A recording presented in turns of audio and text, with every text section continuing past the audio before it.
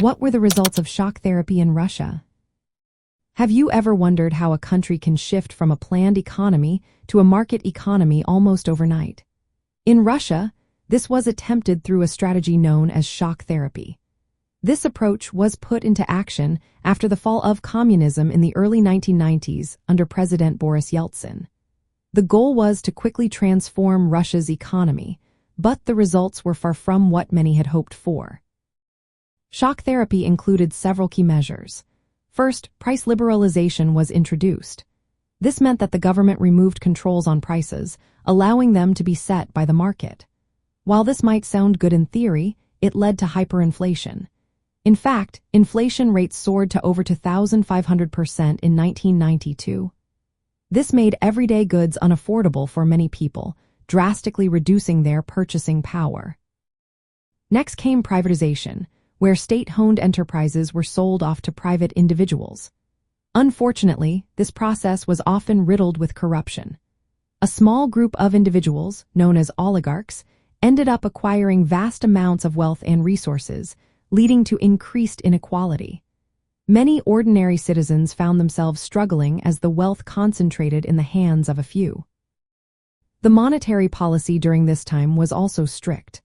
The government implemented tight monetary controls to combat inflation, but this sometimes resulted in economic contraction. The overall economic output fell sharply, causing widespread poverty and unemployment. Many people lost their jobs, and the economy shrank significantly. The social impact was equally troubling. The economic upheaval led to increased crime rates and social unrest. People were frustrated and angry as they watched their living standards decline. The instability created a challenging environment for the newly formed democratic institutions, making it difficult for them to gain the trust of the public.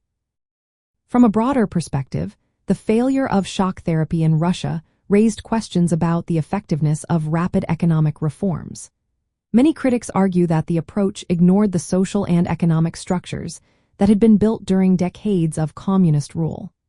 The emphasis on quick privatization and liberalization was seen as favoring a small elite, rather than benefiting the general population.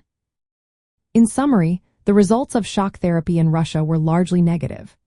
Hyperinflation, economic decline, social instability, and increased inequality marked this period.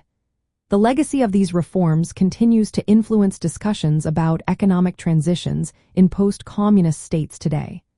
Understanding these outcomes helps us learn from the past and consider the complexities involved in shifting economies.